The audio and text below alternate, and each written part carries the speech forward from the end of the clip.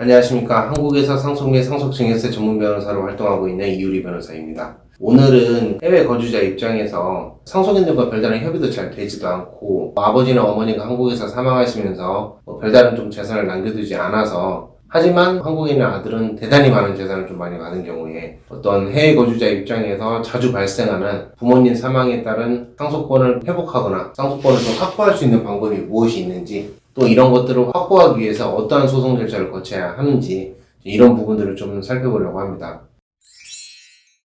일단 첫 번째로 부모님이 재산을 일정 부분 남겨두신 경우에 상담을 받는 사례 중에 많은 부분이 이제 상속인들 중에 한국에 일부 자녀가 있고 또 미국에 일부 자녀가 있는데, 아무래도 이제 미국에 있는 자녀분은 오래전 미국으로 이민 가셔서 또 자녀들도 키우시고 또 거기에서 생업에 종사하시고 하기 때문에 아무래도 한국에 있는 부모님을 좀 덜 찾아뵐 수밖에 없습니다. 어쩔 수가 없죠, 그거는. 근데 이런 부분들을 기화로 한국에 있는 다른 형제들이 아버지가 남겨두신 재산에 대해서 대부분의 재산을 내가 갖는다고 한다든지, 캐나다나 미국으로 간 상속인들의 권리를 아예 무시를 한다든지, 아니면 법정 상속분보다 훨 못 미치는 상속분만 인정하겠다고 하든지, 이런 부분들로 분쟁이 많이 발생하는 유형입니다. 상속은 첫 번째로는 유언에 따라 상속이 이루어지게 됩니다. 그래서 만약에 망인이 일정한 재산을 남겨두시고 그리고 다음에 또 유언을 남겨두셨다면 사실 유언에 따라 일단 상속재산이 분할되기 때문에 상속인들끼리 이렇게 저렇게 할 게 없습니다. 두 번째로 만약에 유언이 없다면 상속인들끼리 자율적으로 협의해서 결정하는데, 제가 말씀드린 게 바로 이 부분에 대한 문제가 발생을 합니다. 한국에서는 일단 미국과 캐나다와 달리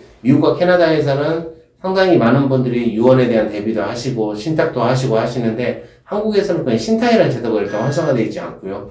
그 다음에 유언도 대단히 좀 꺼려하시는 어르신들이 많아서 유언도 남기지 않고 돌아가신 경우가 대단히 많습니다. 이렇게 유언이 없다면 결국 상속인들끼리 협의해서 이제 재산 분할을 해야 하는데, 이 경우에서 제가 말씀드렸듯이 상속인들과 분할 협의가 잘 되지 않는 것입니다. 이게 해외에 있으니까, 아니면 부모님을 덜 찾아뵙고, 근데 또 자세히 또 살펴보면 또 한국에서 부모님 곁에 있어서 사실 부모님으로부터 지원을 많이 받은 자녀들도 많은데, 생전에 많이 받은 것들은 전혀 무시하고 그냥 남은 것들만 이런저런 이유들 때문에 한국에 있는 자녀들이 많이 확보를 하겠다 이렇게 해서 주장하는 경우가 많아서 해외 거주자분들의 문의가 많으신데요. 그래서 이렇게 협의도 잘 되지 않으면 결국에는 해외 거주자 입장에서 할 수 있는 부분은 정당하게 법에 따라서 재산을 강제적으로 나눠달라라는 청구를 할 수가 있습니다. 이게 상속재산 분할심판이라고 합니다. 이 상속재산 분할심판은 그럼 어떻게 되느냐, 분할심판에서는 일단 기여분과 특별수익이라는 개념으로 해서 구체적인 상속분에 따라 최종적으로 상속분이 이루어지는데, 해외에 있어서 부모님 별자리 찾아보지 않아서 그런 것들 때문에 재산 상속분이 줄어들거나 그러지는 않습니다. 상속인들과 잘 협의가 되지 않는 경우에는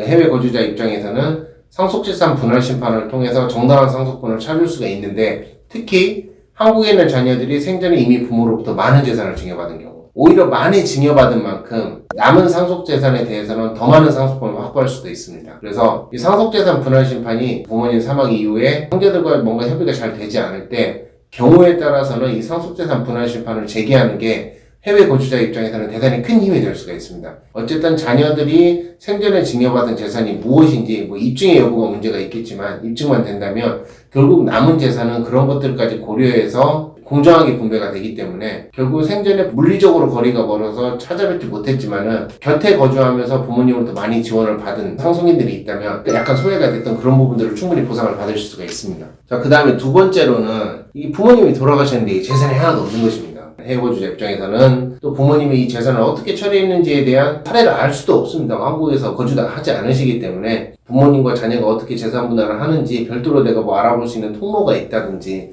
누가 얘기해주는 사람이 있지 않으면 사실 이 부분을 알기도 어렵습니다.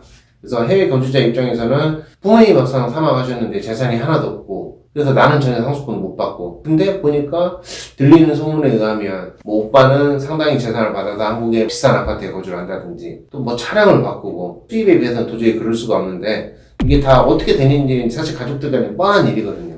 그런 부분들에 대해서 약간 상처도 받고, 자식들 노래는 똑같이 했는데 용돈도 똑같이 보내드리고, 그런데 어쨌든 재산은 한쪽으로만 다 분배가 돼 있을 때, 그럼 이런 경우에는 멀리 떨어지는 해외 거주자 입장에서는 어떤 조치를 하실 수가 있느냐. 한국에는 최소한의 상속분을 보호해주는 유류분이라는 제도가 있습니다. 그래서 만약에 부모님이 사망하시면서 별다른 재산도 없는데 특정 자녀에게만 모두 넘겼을 경우에는 이 법정 상속분의 절반에 해당하는 유류분, 이거를 요구할 수 있는 최소한의 권리를 한국 민법은 어쨌든 보장을 하고 있습니다. 다만 이 유류분이라는 거는 주의할 점은 기간 제한이 있습니다. 기간에 전혀 문제가 없으려면 사망하시고 1년 내에 반드시 제기를 하셔야 합니다. 사망 사실과 증여를 안 날로부터 1년 내에 제기를 하셔야 하는데, 만약에 생전에 증여 사실 만약에 다 알았다면 그냥 사망일로부터 1년 내에 제기를 하시면 아무 문제가 없습니다. 그래서 통상적으로 얘기를 한다면 아버지가 뭐 사망하신 날로부터 1년 내에 유류분 소송을 제기를 하면 기간 때문에 문제가 되는 일은 없습니다. 증여받은 재산이 무엇이냐, 그거를 밝히는 게 중요한 것이고, 만약에 이 부분 입증만 된다면 유류분 소송에서는 기간 부분이 문제가 안 되면 패소라는 건 없습니다. 다만 이게 얼마를 받을 것이냐, 금액의 대소가 문제일 뿐이지. 근데 이제 금액의 대소가 되는 건 증여받은 재산의 값어치가 결국 얼마나 크냐, 이게 가장 중요하게 영향을 미치고요. 최근에 한국 같은 경우는 부동산이 폭등을 했습니다. 특히 서울 지역이나 수도권 지역 같은 경우에는 아파트나 상가 건물, 특히 부동산 같은 경우는 폭등을 했기 때문에, 만약에 이런 폭등을 한 부동산에 대해서는 증여를 할 때는 그렇게 크지 않은 부동산이라고 하더라도 결국 내가 청구를 할 수 있는 금액이 기준이 되는 가액은 부모님 사망 당시, 그리고 내가 청구할 당시의 가액입니다. 현재 시점에서 봤을 때 재산이 어느 정도이냐, 이 부분에 따라서 금액의 대설무가 좀 달라질 수가 있습니다. 그래서 최소한 어떠한 재산도 받지 못했을 때 부모님으로부터, 아니면 받아도 상대적으로 대단히 적은 금액만 받았을 때 유류분이라는 제도를 통해서 최소한의 상속분을 회복하실 수는 있습니다. 자, 다음에 또 하나 설명드리고 싶은 거는 청구 이의소송이나 승계 이의소송입니다. 이런 거는 재산을 뭘 받자고 하는 소송은 아닙니다. 아버지가 예를 들어서 생전에 뭐 국민은행에 뭐 대출을 했는데 그 빚을 못 갚아서 국민으로부터 소송을 당해서 패소를 당했습니다. 그러면 이 국민은행 입장에서는 상속인들이 한정승인을 했느냐, 상속 포기를 했느냐, 이런 거하고는 상관이 없습니다. 그냥 그런 거하고 상관없이 그냥 상속인들한테 채무를 그냥 갚아라, 이렇게 할 수가 있습니다. 그러면 일반적으로 흔히 생각하기에 상속 포기나 한정승인을 한다면 그 채무를 갚을 위험에서 벗어나올 수 있다, 이렇게 생각을 하시지만, 그게 아니라 망인이 만약에 생전에 그런 확정된 판결문을 받았다면 내가 아무리 한정승인이나 상속 포기를 했다고 하더라도 그 빚을 갚아야 합니다. 어쨌든 무조건. 왜냐, 이거는 판결에 따른 승계이기 때문입니다. 그래서 이런 경우에는 내 입장에서 그런 채무나 이런 것들 승계받지 않기 위해서 적극적으로 소송을 제기하는 그런 특수한 사례가 자주 발생을 하고 있습니다. 그게 이제 청구 이의소송, 승계 이의소송인데, 상속 포기나 한정 승인만으로 충분하지 않은 경우가 망인이 생전에 많은 채무를 지고 있었고 이거에 대한 확정 판결문을 가지고 있었다면 상속인들 입장에서는 반드시 적극적으로 청구 이의나 승계 이의라는 소송 조치를 해야만이 그 위험에서 벗어나올 수 있다. 약간 특이한 부분이기 때문에 꼭 한번 설명을 한번 드리고 싶었습니다. 마지막으로, 많지는 않은 사례이지만 저희가 1년에 간간히 진행을 하고 있는 사례입니다. 또 최근에도 또 사건을 진행을 하고 또 승소 판결을 받았습니다.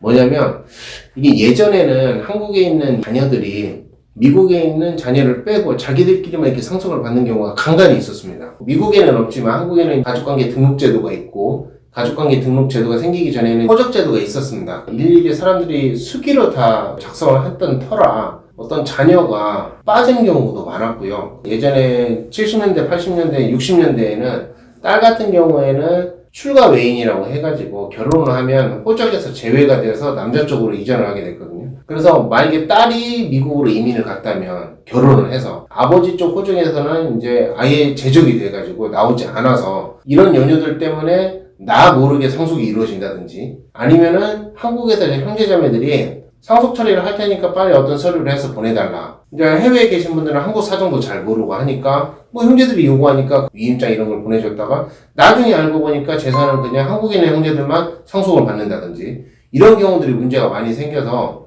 나는 내 의도하고는 상관없이 나 모르게, 아니면 내 의도와는 상관없이 나의 상속분이 완전히 박탈되는 그런 사건들이 종종 있었는데, 이런 부분들이 좀 어려운 게, 이게 침해가 있은 날로부터 10년 내에만 이 권리 회복 조치를 하셔야 합니다. 그 10년 사이에 만약에 이런 부분들이 발각이 된다면 그래도 이거를 상속 회복 청구라는 걸 통해서 어떻게든 회복을 할 수는 있습니다. 그래서 부모님이 사망하신 이후에 뭔가 나도 전부 재산을 받아야 하는데 뭔가 상속 처리가 이루어지지 않고 그냥 한국에 있는 형제들이 다 해주겠지, 그냥 넉넉히 기다리다가는 10년이 지나버리면 애초에 뭔가를 하실 수가 없습니다. 그래서 반드시 시간적인 걸 조금 주의를 하셔야 하고요. 가장 문제가, 한국에서 서류를 보내달라고 하는데 형제들이 시간에 쫓겨서 급하다고 해가지고 제대로 뭘 알아보지 않고 그냥 뭐 백주 위임장을 준다든지, 그냥 내 상속권에 처하는 것에 대한 권한을 다 누구한테 위임한다든지, 이런 식으로 구체적으로 내가 상속을 받는다는 내용의 협의 내용 없이 그냥 이렇게 서류를 작성해서 줘버리면 분명히 문제가 생길 가능성이 높습니다. 그래서 반드시 이 부분은 조금 주의를 하셔야 합니다. 오늘은 해외 거주자 입장에서 내가 별다른 상속 재산을 받을 게 없다라든지 아니면 남은 재산을 나눌 때 내가 해외 거주자라는 이유만으로 좀 상속재산 분할 협의가 잘 이루어지지 않을 때,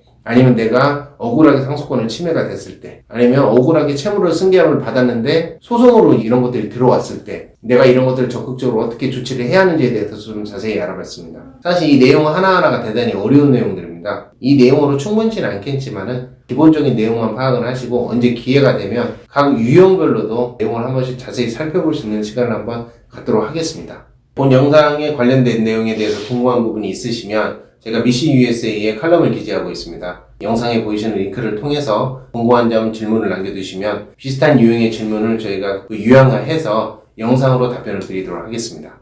감사합니다.